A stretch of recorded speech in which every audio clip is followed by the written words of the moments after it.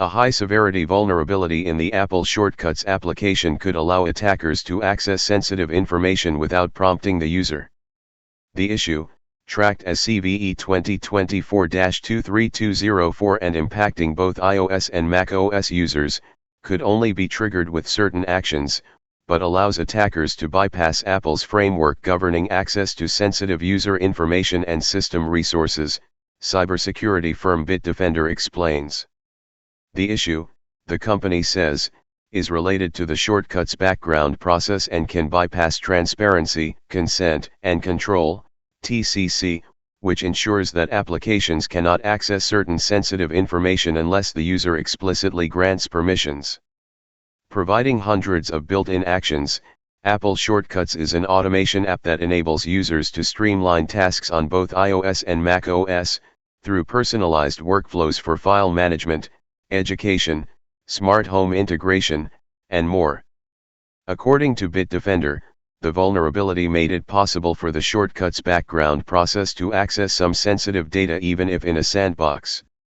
By using an expand URL function in a shortcut, the cybersecurity firm was able to bypass the TCC and transmit the base64 encoded data of a photo to a remote website. The method involves selecting any sensitive data, photos, contacts, files, and clipboard data, within Shortcuts, importing it, converting it using the base64 encode option, and ultimately forwarding it to the malicious server, Bitdefender notes. An attacker could then use a Flask program to capture the transmitted data to collect the sensitive information for future exploitation. Apple allows users to export and share shortcuts, and attackers could abuse this feature to disseminate shortcuts that are vulnerable to CVE 2024-23204 and target users that install them.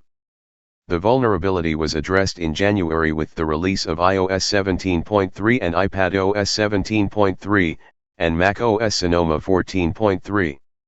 A shortcut may be able to use sensitive data with certain actions without prompting the user, Apple noted. Apple said it resolved the issue with additional permission checks. Users are advised to install the latest iOS and macOS patches as soon as possible.